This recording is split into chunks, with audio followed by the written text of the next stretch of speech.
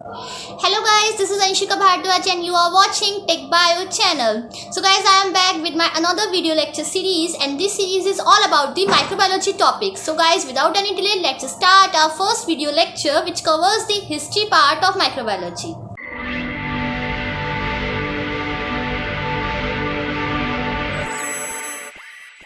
Let's begin with historical aspects of microbiology. So everyone says that remembering scientist's name is little bit difficult. So I will give you a couple of numerics over here so you can easily remember the scientist's name. So firstly we start with the scientist Sir Louis Pasteur. सबसे पहले हम Lewis Pasteur के बारे में पढ़ेंगे कि इनका क्या कंट्रीब्यूशन था माइक्रोबायोलॉजी में. मैंने आपको बताया कि हम लोग न्यूमेरिक्स से याद रखेंगे. तो अगर हम बात करते हैं तो आप यहाँ पे देख रहे होंगे पाश्चर. हम सबसे पहले इनका कंट्रीब्यूशन देखते हैं. पाश्चर नेम से ही आपको क्लियर होगा. पाश्चर मीन्स इन्होंने सबसे पहले क्या दिया था? Pasteurisation of milk. सबसे पहले किसने बताया था? सर लुईस पाश्चर ने. ठीक है. और इसी की वजह से इनका एक इंस्टीट्यूट भी है. कहाँ पर? पेरिस में. ये क्वेश्चन जनरली आ जाता है एग्जाम में भी कि पाश्चर इंस्टीट्यूट कहाँ पर सिचुएटेड. तो आप इसका आंसर क्या लिखेंगे? पेरिस. ठीक है. उसके बाद अगर हम बात करें लुईस पे आए तो आप एल से समझिए. एल से आप याद रख सकते हैं. एल से लुईस, एल से लिक्विड मीडिया. इन्होंने क्या दिया था? इन्होंने लिक्विड मीडिया दिया था. अब लिक्विड मीडिया क्या होता है? ये जब हम कल्चरिंग पढ़ेंगे, सेल कल्चरिंग पढ़ेंगे, तब हम जानेंगे लिक्विड सॉलिड मीडिया क्या होते हैं. ठीक है. बस अभी आपको इतना याद रखना है कि एल से लुईस, एल से लिक्विड मीडिया. ठीक है. तो इन्होंने लिक्विड मीडिया दिया था. और हम इनको क्या बोलते हैं? इनको फादर ऑफ मॉडर्न माइक्रोबायोलॉजी भी कहते हैं. ठीक है. तो आप ये भी चीज एक इंपॉर्टेंट चीज है कि आप याद रख सकते हैं. फादर ऑफ मॉडर्न माइक्रोबायोलॉजी किसे कहते हैं? सर लुईस पाश्चर को. ठीक है. अब आगे आप कैसे याद कर सकते हैं इन सब कॉन्ट्रीब्यूशंस को? देखिए, बिल्कुल ध्यान से देखना. एफ से फादर. ठीक है. I will change the pen here.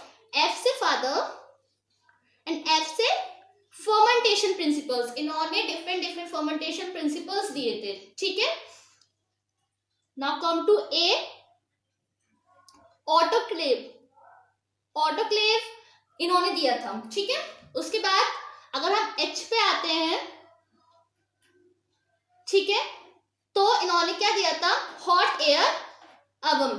Hot air अवम के बारे में इन्होंने बताया था. ऑटोक्लेव के बारे में इन्होंने बताया था. Fermentation principles sir Louis Pasteur ने दिए थे. ठीक है.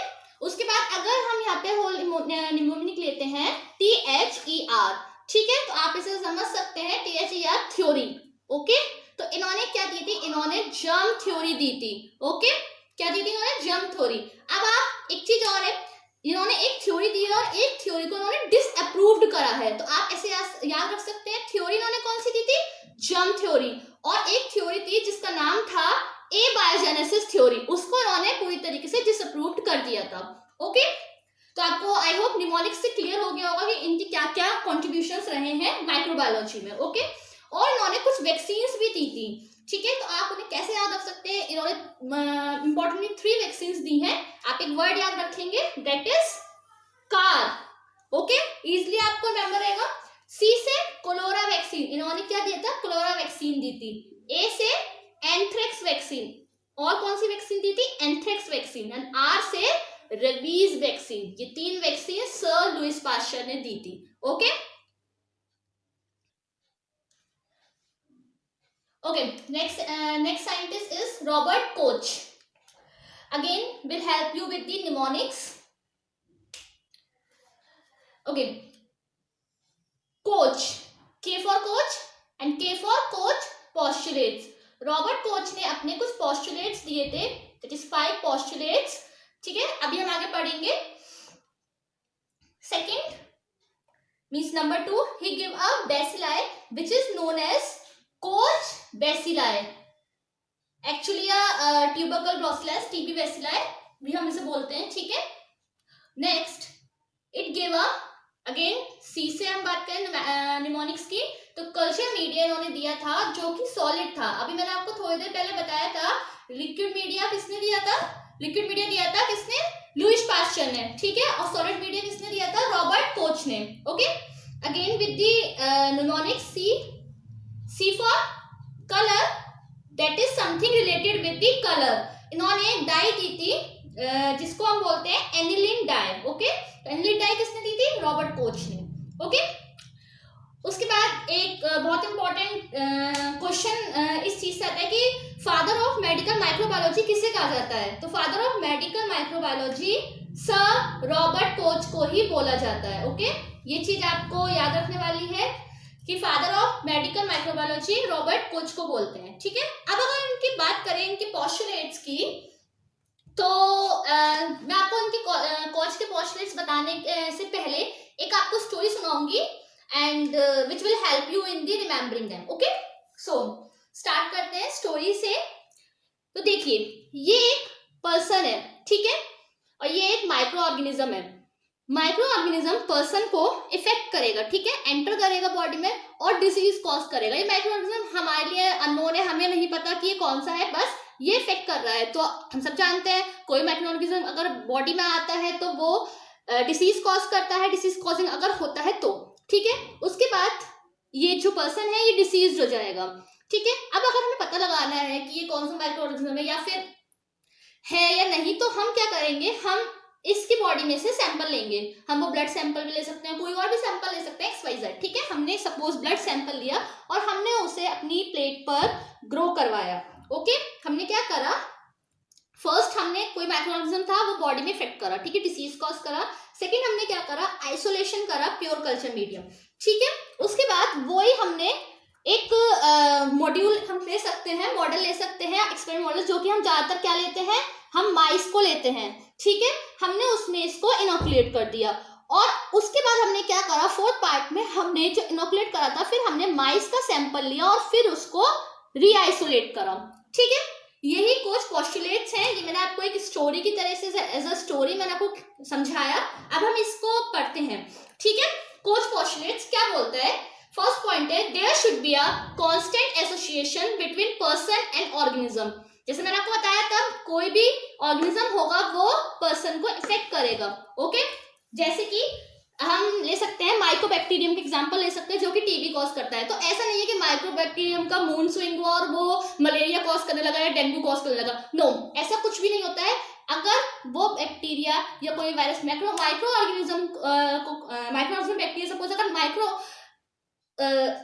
ट्यूबरकुलोसिस को कॉज कर रहा है तो वो उसी को ही कॉज करेगा, ठीक है। ऐसा नहीं है कि वो किसी और चीज को कॉज करेगा।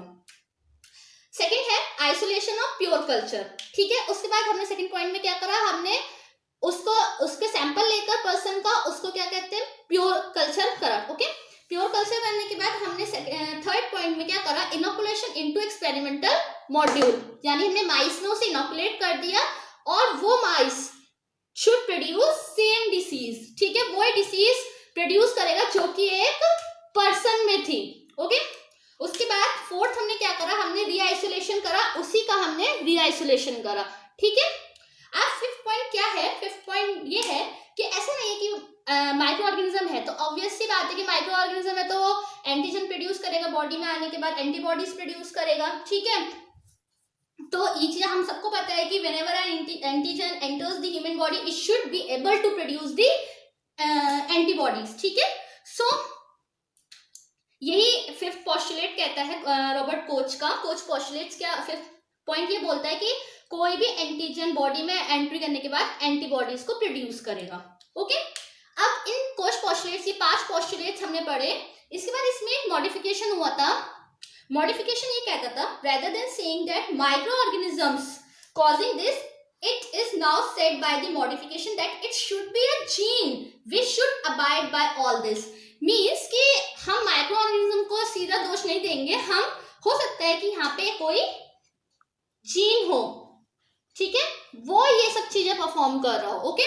तो ये रॉबर्ट कोच के पोस्टुलेट्स से 5 पोस्टुलेट्स दिए थे और इसमें मॉडिफिकेशन हुआ था, okay. Scientist is Paul Ehrlich, also called father of chemotherapy. जो माइक्रो ऑर्गेनिज्म के बारे में, जिस डिसीज के बारे में उन्होंने बताया था, micro organism called Ehrlichia, and disease caused by this microorganism is Ehrlichiosis, okay? इसके बाद उन्होंने क्या बताया था, इन्होंने एसिड फास्ट स्टेनिंग के बारे में बताया था, ओके। इनको फादर ऑफ कीमोथेरेपी भी बोलते हैं। एलिशिया एक ऑर्गेनिज्म था जिसको इन्होंने डिस्क्राइब करा था, ठीक है, और उससे होने वाली डिसीज के बारे में इन्होंने बताया था, और उन्होंने एसिड फास्ट स्टेनिंग के बारे में बताया था। ये 3 पॉइंट्स हैं इंपॉर्टेंट जो हमें पॉल अर्लिश के बारे में याद करने हैं, ठीक है, रिमेंबर करने हैं, ठीक है। उसके बाद 4th साइंटिस्ट हैं एंटोनी वॉन लीवेनहुक। ओके, इन्होंने क्या करा था, बहुत ज्यादा इनका कंट्रीब्यूशन रहा है, और इनको हम father of microbiology, old microbiology भी बोलते हैं, इनको हम फादर ऑफ माइक्रोस्कोपी भी बोलते हैं, क्योंकि इन्होंने लाइट माइक्रोस्कोपी के बारे में हमें बताया था। And the first organism that he saw under the microscope he called them, what he called them, called them little animalcules, ठीक है। इन्होंने जो सबसे पहली चीज, सबसे पहला माइक्रो ऑर्गेनिज्म जो इन्होंने अपने माइक्रोस्कोप में देखा था, लाइट माइक्रोस्कोप में, उनको उस चीज को उन्होंने बोला लिटिल एनिमल क्यूल्स। ओके, लेकिन उसके बाद बहुत सारे ऐसे एडवांसमेंट हुए, और अब हमारे पास क्या है, इलेक्ट्रॉन माइक्रोस्कोप टेक्नोलॉजी है, इलेक्ट्रॉन माइक्रोस्कोपी है, ठीक है। So E for electron, okay, and E for the scientist who gave the electron microscope, that is Ernest Rutherford, Ernest Ruska, जिन्होंने हमें इलेक्ट्रॉन माइक्रोस्कोप दिया था। ओके, नेक्स्ट साइंटिस्ट से आप सभी लोग मतलब अवेयर होंगे उनके नाम से, and the scientist who give us the first vaccine, ठीक है। कौन थे जिन्होंने हमें फर्स्ट वैक्सीन दी थी, वो थे सर एडवर्ड जेनर। ओके, कौन सी वैक्सीन थी वो वैक्सीन थी स्मॉल पॉक्स वैक्सीन, ठीक है, जो कि काउ पॉक्स से ड्राइव करी गई थी। ओके, सो आपको history part I think clear हो गया होगा। हमने बेसिकली इस वीडियो में 5 हिस्ट्री पार्ट, सॉरी 5 हमने साइंटिस्ट को जाना, उनके कंट्रीब्यूशन को जाना, ठीक है, क्या क्या उनका कंट्रीब्यूशन रहा है माइक्रोबायोलॉजी में, कौन कौन से साइंटिस्ट थे। First one is Louis Pasteur, second one is Robert Koch, third one is Paul Ehrlich, fourth one is Antonie van Leeuwenhoek, fifth is Ernest Ruska, sixth is Edward Jenner. Okay, आपको अगर कोई भी confusion हो history part में microbiology की, तो आप comments box में कमेंट करके मुझे बता सकते हैं। I will give you the answer as soon as possible. Okay, and अगर आपको मेरी वीडियो अच्छी लगी हो तो आप प्लीज लाइक बटन को प्रेस कर दीजिएगा, और मेरे चैनल को सब्सक्राइब कर लीजिएगा, और प्लीज मुझे बताइएगा आपको नेक्स्ट माइक्रोबायोलॉजी पार्ट से किस टॉपिक पर वीडियो चाहिए। Okay, I will make sure कि मैं उस पर बनाऊं video. Okay, thank you so much.